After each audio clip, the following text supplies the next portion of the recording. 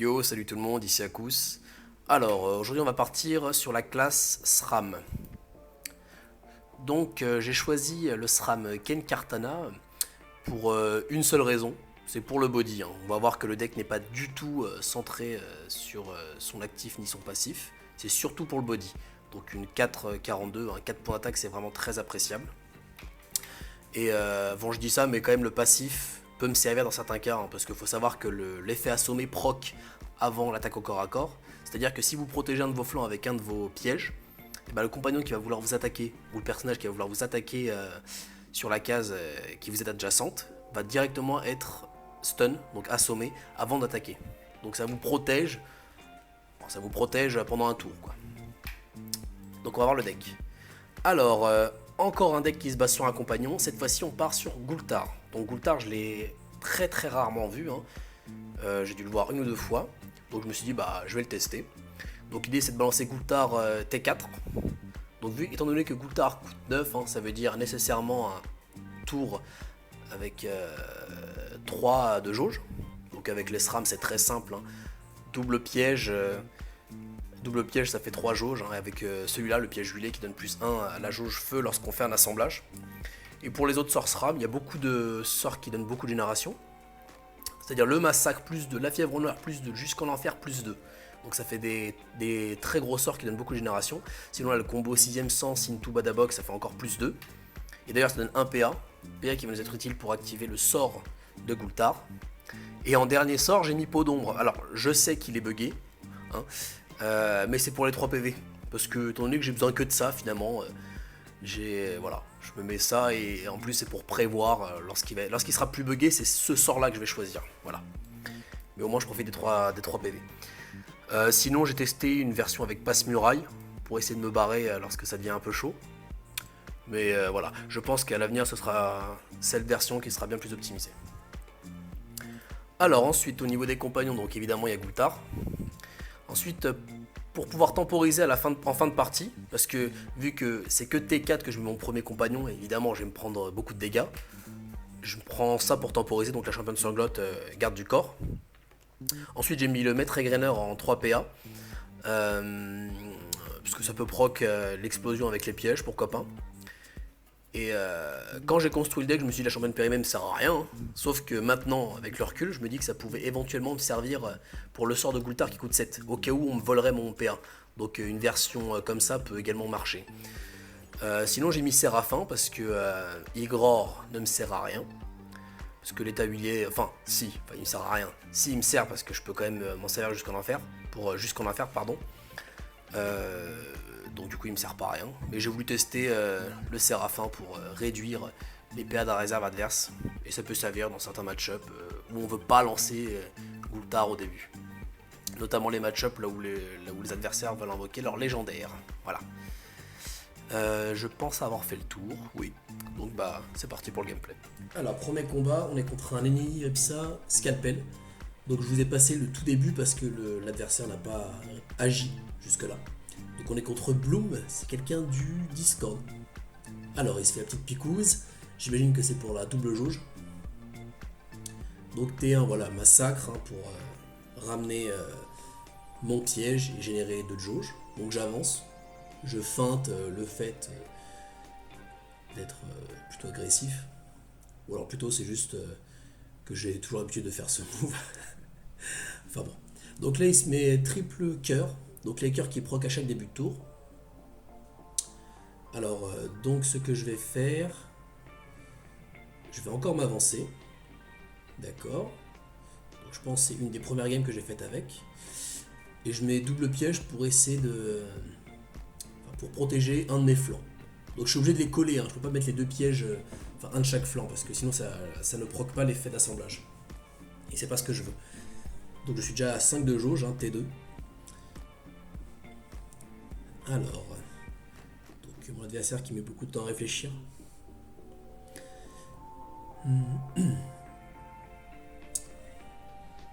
Donc je ne sais pas encore quelle version, qu'est-ce que cette version qu'il joue a de spécial. Alors il nous met un petit doigt boueux. Déjà on voit que ça joue terre. Ok, ça ajoute terre, donc ça veut très certainement les deux compagnons terre qui régènent. Pour proc, encore une fois, le passif, évidemment. Donc moi ce que je vais faire c'est que je vais défoncer le compagnon, je pense. Voilà. Je vais défoncer le compagnon, plus je me sers de l'effet d'explosion de ce sort. Et je vais lui mettre une mandale. Hop là, un PV. Donc j'ai pas frappé mon adversaire parce que je me dis comme ça, il va perdre son aura là, enfin un des. C'est pas les mires, mais enfin vous voyez là les croix là, les trucs qui se soignent.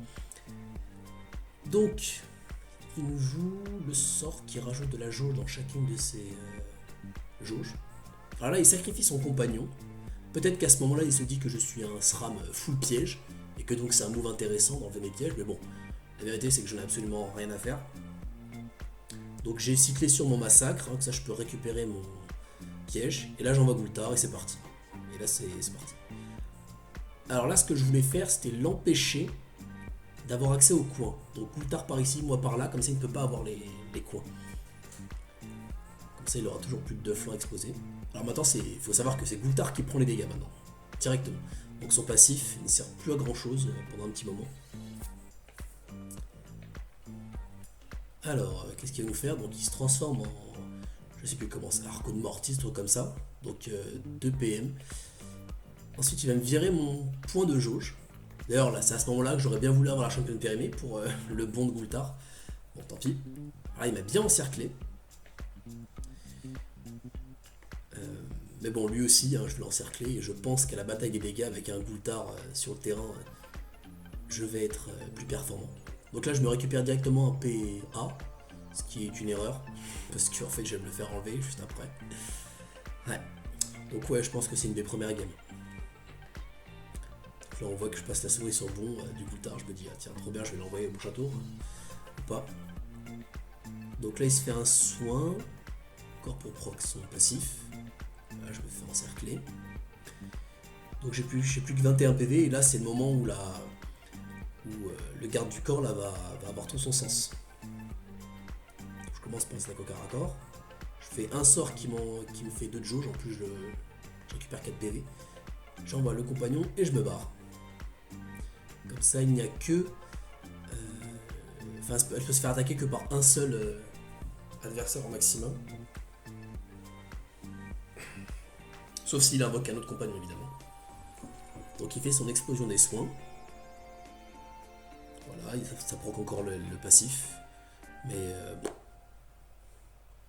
À partir du moment où j'ai réussi à invoquer Gultar et que j'étais pas trop en danger, c'est fini. Je pense qu'à partir de ce moment-là, c'est fini. Donc voilà, double attaque et c'est fini. Alors, deuxième match.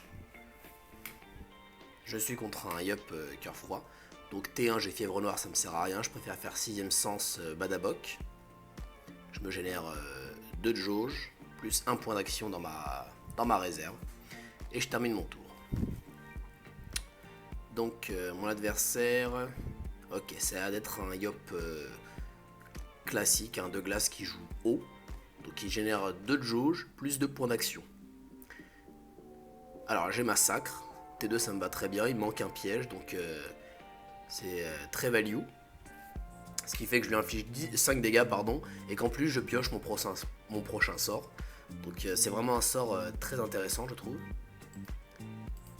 Alors là j'avance un petit peu parce que j'ai mis du temps avant de finir mon tour. Alors, mon adversaire. Donc on voit que je n'ai même pas bougé. Donc c'est parce que je devais faire autre chose en attendant, bref. Il m'envoie ce spell qui fait moins 4. Donc ça va être un gros spell haut qui fait 4 et qui génère 2. Alors il a 4 de jauge, on se demande s'il va invoquer un compagnon. Il invoque un compagnon. Il m'invoque un compagnon mais il ne profite pas de son attaque. En fait il me l'offre. Donc je sais pas trop quoi penser de ce move. Je pense que c'est pas terrible. Parce que finalement il n'accomplit rien ce tour là le compagnon. Tout ce que c'est juste une cible que je peux éventuellement tabasser. Donc autant ne pas l'invoquer. Donc moi je me recule et j'invoque mes 2 pièges. Donc de cette manière j'arrive à protéger un de mes flancs.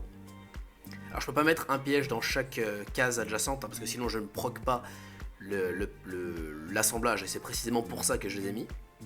Ok, il m'applique l'état mouillé, il profite de l'état mouillé. Très bien, donc il m'inflige quand même pas mal de dégâts de manière constante. Il m'avance son Rémus. Et lui ne bouge pas, bon.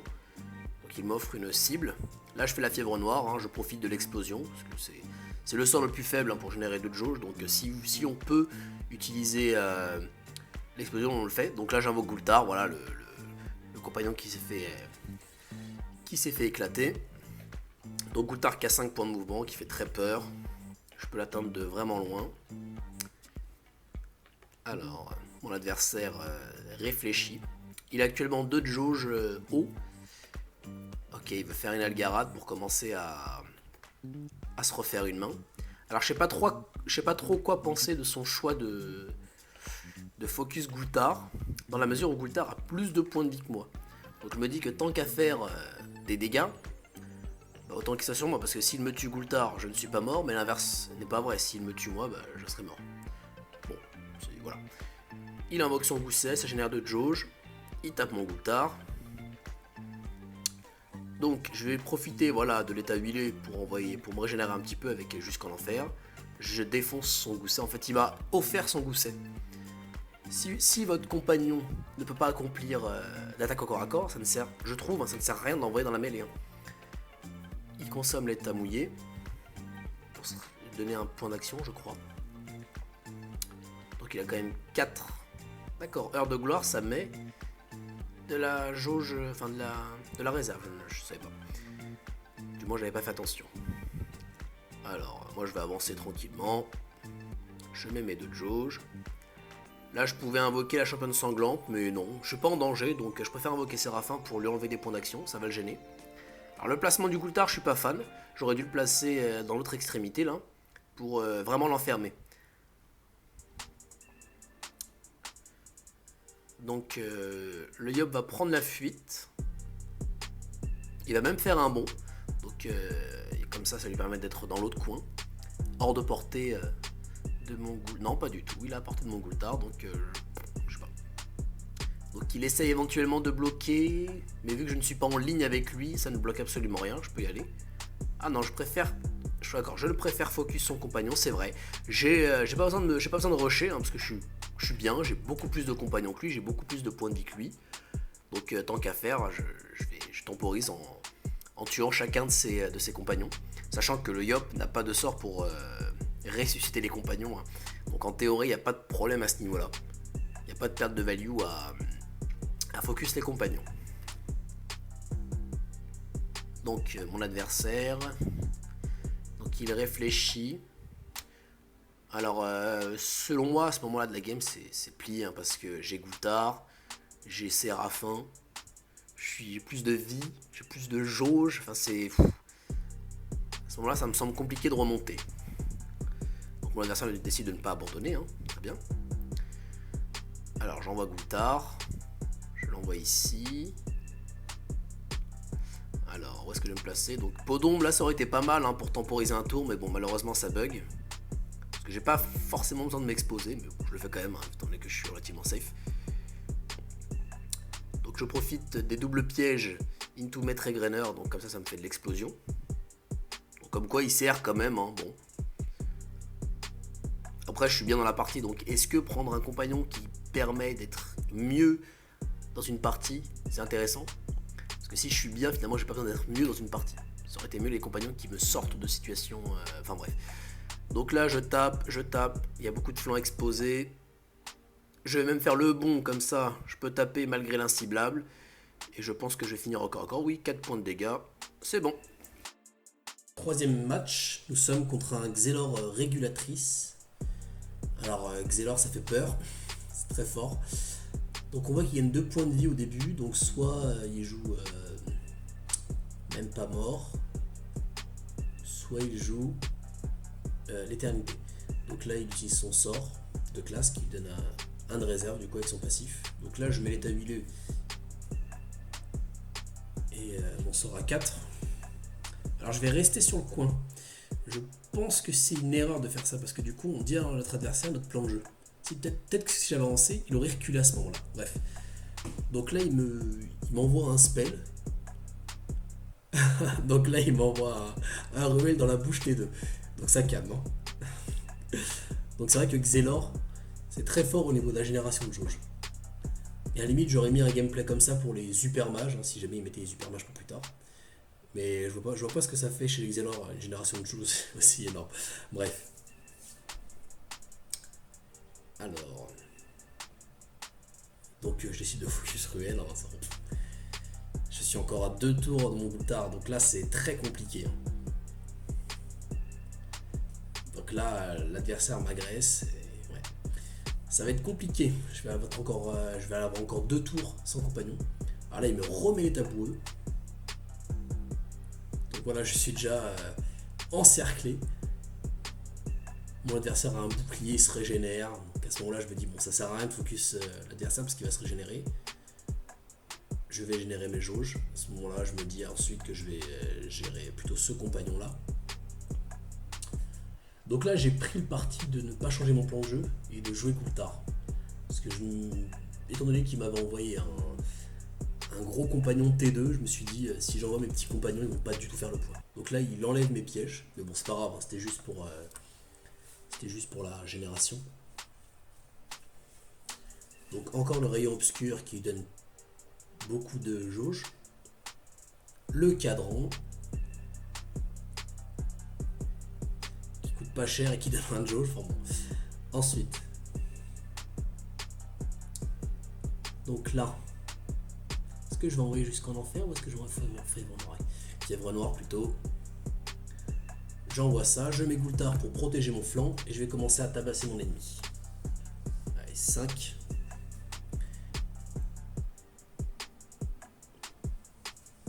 Alors, que va faire mon adversaire?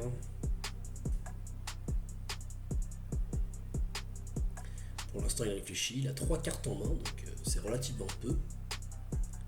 Déjà, il met le coup. Il faut savoir que Ruel, il donne un jauge terre quand il tape. La petite frappe enlisante into. Je ne sais pas ce que fait ce sort là, mais ça a l'air bien, parce que c'est Xelor. Alors j'arrive à bien défoncer le Ruel. Hein. Alors faut savoir qu'à ce moment-là, j'avais pas regardé le début de game, j'avais pas vu qu'il avait gagné 2 points de vie. Donc je ne savais pas qu'il jouait même pas mort, mais j'aurais dû m'en douter. Hein. Temps régénéré de jauge, c'est évident. Donc j'ai fait l'erreur de gérer son Ruel. Je crois que c'était une erreur très grave, parce que du coup je vais perdre beaucoup de temps. Il a 10 de jauge, c'est impressionnant.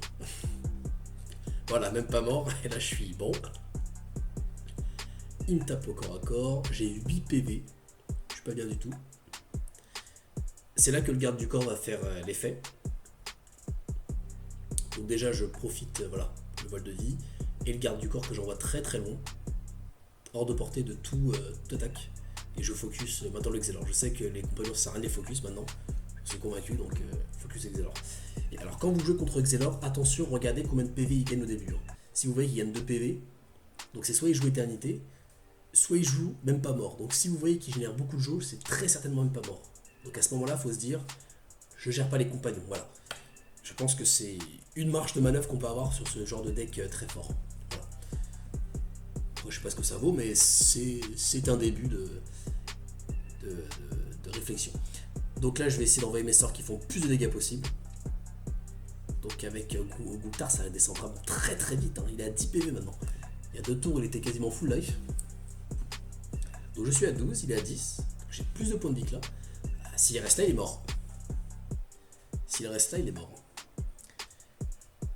Donc je pense que mon adversaire doit un peu paniquer à ce moment-là. Il doit se dire bon bah faut bouger quoi. Il faut faire autre chose, il faut changer de plan de jeu, je peux pas me permettre d'être aussi agressif. Donc déjà il met la grosse patate de triste pain, hein. Ça c'est prévu. Alors là il utilise très intelligemment son bon, le bon du triste pain pour s'en aller. Donc mon adversaire qui fait un très beau move là sur le coup. Donc il utilise de manière défensive, là je me retrouve avec Ruel. Voilà. Et je me fais encercler, je peux pas l'atteindre. Et en plus il met son compagnon devant, on sait jamais si j'ai le sort qui permet de faire... qui permet de passer... enfin qui permet de se déphaser. Alors à ce moment-là j'étais un peu perdu. J'avais oublié que j'avais l'option d'invoquer des compagnons. Mais de toute façon 12 points de dégâts, c'est très compliqué, donc il me reste 3 points de vie. Donc qu'est-ce que je vais faire? Là, je relis 14 fois mes sorts, hein. On sait jamais. Peut-être qu'il y en a un qui va avoir une description un peu différente. Bref. Je pars sur des pièges. Ouais. Ouais, bon, bah, j'étais sûr que j'allais faire ce move là. Donc je lui fais le plus de dégâts possible. De toute façon, je sais que c'est fini. Donc j'approche mon Gultar, voilà.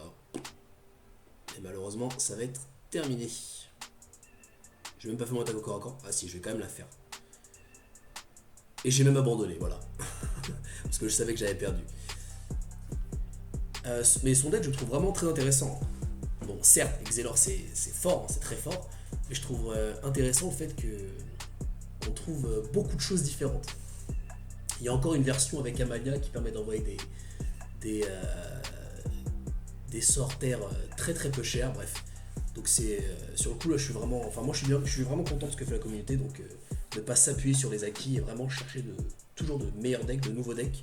C'est de là qu'on va pouvoir commencer à équilibrer le jeu.